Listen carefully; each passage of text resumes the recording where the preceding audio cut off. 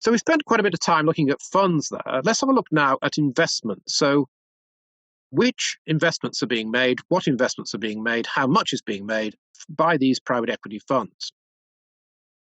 Again, 2021 was a record year for private equity deals. Over $800 billion was invested.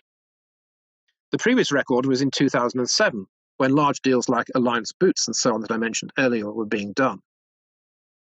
The largest buyout that was done in 2021 was Medline, $34 billion deal. It's a manufacturer of medical supplies. And this was such a large deal that it required at least two private equity firms to invest out of their funds. So Blackstone and Carlyle, two of the largest private equity firms in the USA, were investing out of their funds into Medline. And there will be other private equity funds involved in that deal also. However, Medline is not the largest deal that we've seen. And in fact, the $67 billion acquisition of EMC by Dell Computers and the private equity firms Silver Lake, MSD Capital, and Temasek Holdings is the largest private equity-backed technology merger on record.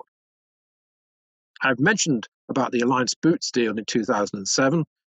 This is one of the largest, if not the largest, private equity deal in Europe to date, £11 billion. And subsequent to that deal, which was done by KKR, Kober Kravis Roberts, KKR sold out to the Walgreen Company in the USA.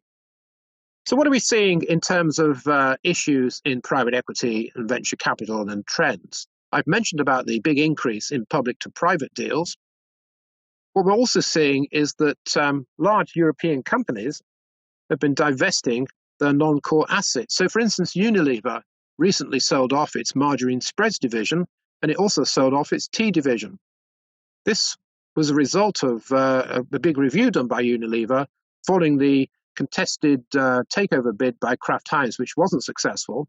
Unilever's been looking at its strategy going forward and has decided to divest some of its non-core assets.